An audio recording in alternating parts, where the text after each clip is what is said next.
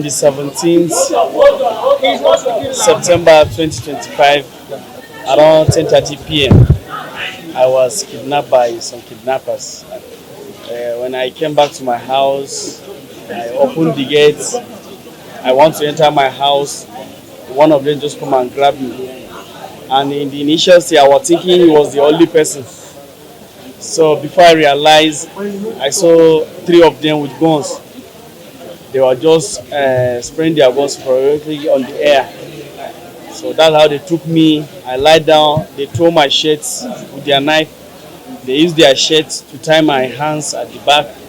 They drove me to the bush. We worked for like 5 hours. They took me to one cave. As from that moment, they were just communicating with my family. They requested for 50 million. So at the process, that's yesterday on Thursday. Since when we entered the cave on Wednesday, we could not even go out. So that yesterday in the evening, we were just lying down. Two of them were sleeping. Then the three of us were not sleeping. We had a sound, which is a sound of bomb, boom. We had another one, boom. So we had the voice of people advancing to our place, which are the Nigerian police, the military personnel, and the DSS and vigilante.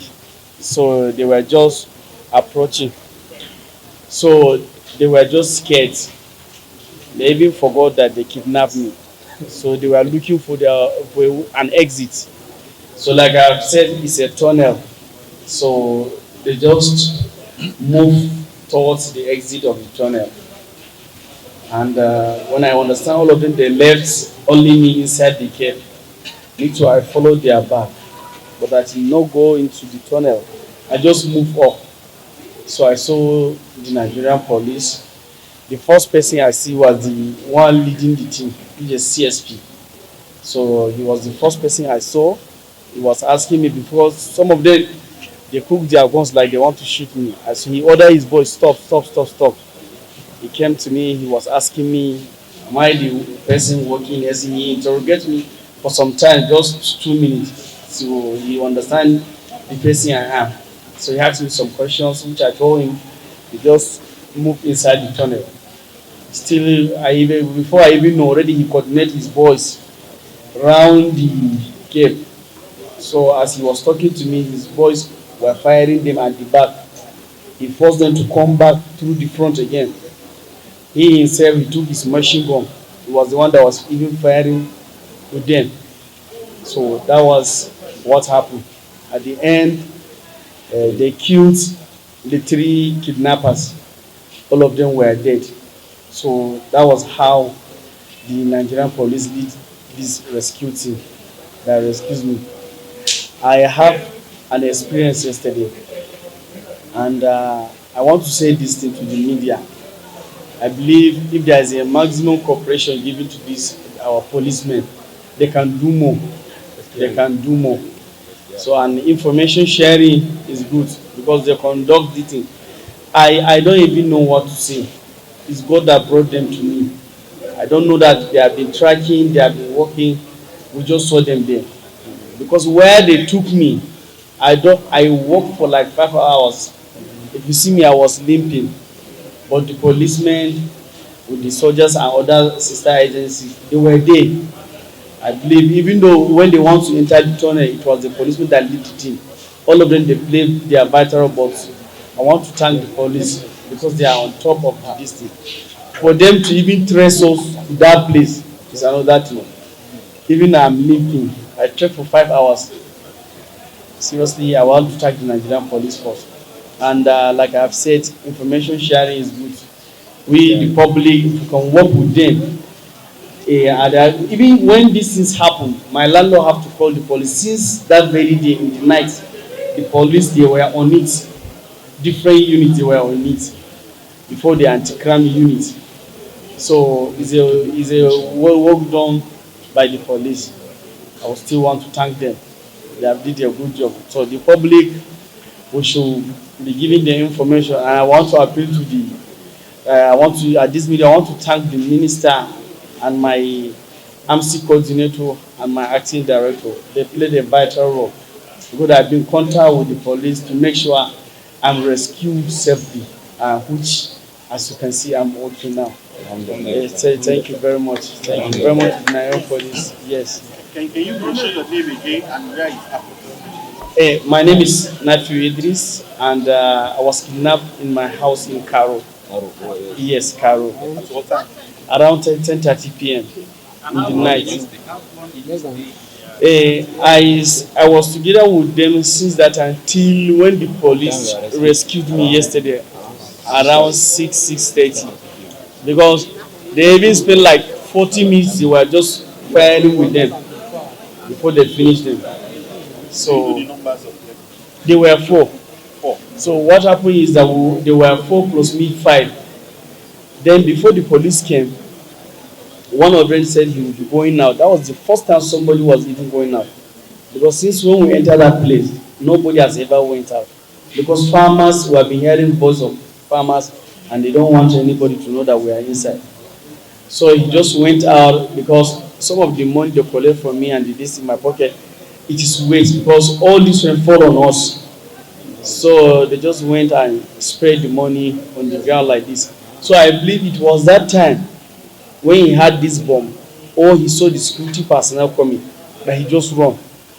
So, but we could not trace him. So, Will you say it happens within FCT or they took you out of FCT? and based on my understanding, they took me from FCT, I believe, to out of FCT. Okay, looking at them, how do they look? National FCT border. Looking at the criminals, how do they look like? He has been kidnapped and is under their custody. They spent another 10 minutes and called me back that they are demanding a ransom of 50 million and no less. So as God will have it, the DPO was pumped on ground, and as early as 6 a.m. I also had to go to the police station. I interacted with the DPO. He gave his word and assurances that they are going to make progress. In that light, the anti-kidnapping squad came in. They also reached out to me. While negotiating with the kidnapper, I was also briefing the police authority on the progress we are making, and they kept reassuring me that they are going to get them. They promised that, they asked me to bring the ransom by 6 p.m. and then I communicated with DPO, and the DPO was reaching out to the leader of the anti-kidnapping squad, and they assured that before start 6 p.m. they are going to get them. And behold, 15 minutes to 6, I was called that he had been rescued. Honestly, I have never been happy in my life. I have never been agitated. I have never imagined how professional the Nigerian police are until yesterday. I know they can do more because they have done what I have not seen in movie. Please, I am using this avenue to implore the Honourable Minister, who is doing very well, to do more for Nigerian police. Thank you very much. My name is Chris Abdulkarim. Go ahead. Work the way the FCT command is working, and particularly reference to the Commissioner of Police and the CSP Mustafa. I tell you, without this current FCT command, some of us would have abandoned our home by now. But as Achichi was speaking on Friday night, 12:02, and the next, they already have dates for all of us. The next Friday is supposed to be the time of one of our leaders in the community. He confessed. That's what he said. The police asked me what's the next move, and he told them on next Friday we're supposed to pick so person. Then the following Friday we're supposed to pick me myself. But to God be the glory with the help of anti-kidnapping commander and his team and the DPO and everybody in the police team. Now, those of us that are supposed to run away from our house, we are now sleeping fine. The police are still patrolling every night to ensure we sleep well. Now, I have this to say to our able working minister of FCT. This interests me because he's been able to turn around the federal capital in terms of infrastructure. But with all this infrastructure, if we cannot sleep in our house, it becomes very, very useless. So we want to beg him to give the Nigeria police, especially the FCT command, not the big men of police, the FCT command, the gadgets, the equipment they need. These guys are good. Imagine in the past 2 months, they've cracked down in more than 20 kidnapping. And I also want to raise the attention of police to the crew, this between Karo and Kusape. That he go down to Karishia, they know it. They should do something about it because that has been the track of these criminals. May God bless Nigeria police. May God bless everybody. My name is Mr. Sonia Namani. I'm a resident in Karo. Anti-narcotic operation. In the month under review, 11 notorious drug dealers were arrested. 68 bags of cannabis, which have been confirmed for our test, have been recovered. That particular operation was carried out by 5 motorized teams from one of our tactical teams in collaboration with the local vigilantes and other sister security agencies. The evidence is right behind them there. The rescue operation on the 15th of September 2025 at about 21:15 hours, that's 9:15 p.m. Hoodlums attacked Tobi and Baduma community, the village behind Busape, attempted to kidnap 2 females. We promptly responded to the situation in an operation personally led by the Commissioner of Police, in company of our Deputy Commissioner of Police Operation Commander Harris. Intelligence was gathered on this group. Unfortunately for them,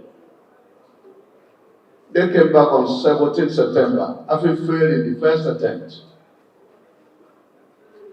The hoodlum attacked and kidnapped the residents of Karo.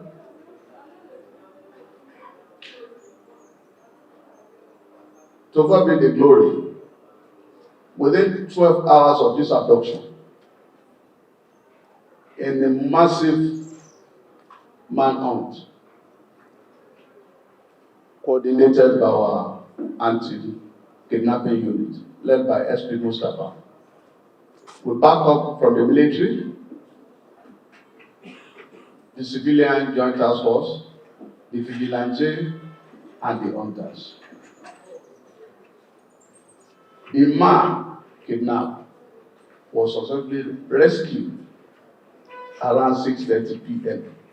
of yesterday. It was a life-threatening battle that involved 30 minutes of heavy gun duel between our operative and the school. To God be the glory. The rest is history, as their weapons were recovered. 15 rescue alive is here to give his testimony, while some of the hoodlums paid dearly for what they've been doing.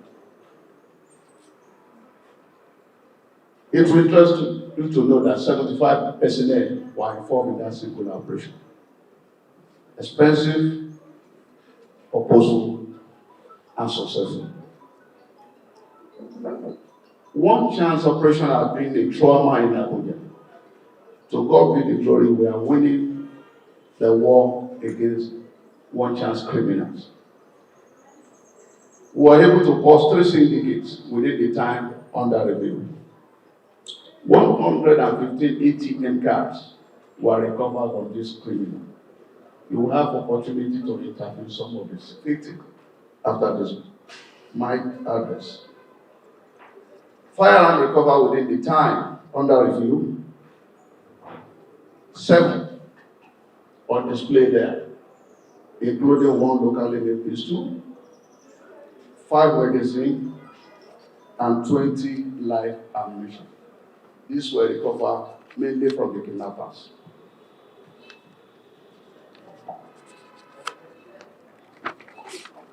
Within the same period, a total of 80 vehicles were recovered, including 2 18-tire trucks. 9 suspects in connection with this crime of car theft were arrested. Something interesting about this operation is that the truck driver was part of the team that instigated some of this crime. So, due diligence is required when engaging anybody to work with us. December month, and as if for us to move forward collectively. This is the time of the year when people have refused to work for the past 8 months. We want to reap where they did not sow. We need synergy, cooperation, vigilance, and intelligence sharing. This is the only way to keep everybody safe. We have always assured you, police is your friend, and your security remains our priority. The more you collaborate with us, the more we'll be successful in the fight against crime and criminality. We've escalated our community engagement. Within this period, we've had our meeting with the League of Imam, Christian Association of Nigeria, Mietiala Group. Effort is ongoing to engage youth from various communities. We have a group that is currently partnering with us, and that is the team called You Against Crime International. That team has been on field and they did very fantastically well to ensure that we increase our awareness in terms of personal safety and security. I won't conclude this address without giving specific appreciation to our men on the field who have been taking the risk to keep Abuja safe. On behalf of the entire FCT, I want to say a sincere thank you for their commitment, gallantry, and sacrifices. The arrest and recovery were displayed today stand as a clear testament to our unyielding resolve to cleanse the Federal Capital Territory of criminal elements. We cannot and will not permit the reckless act of a few individuals to endanger the collective safety, security, and dignity of FCT, as well as the life of well-meaning Nigeria residents. I want to assure you that the command will not relent. Our operation against vandals and other categories of criminals will be pursued with even greater intensity until every community within the FCT is safe, secure, and thriving. We cannot be clamoring for development without security. We hold you this responsibility, and together we are going to discharge it. With the support of the public, we continue to build a safer and more secure FCT for all to live. Thank you, and God bless you.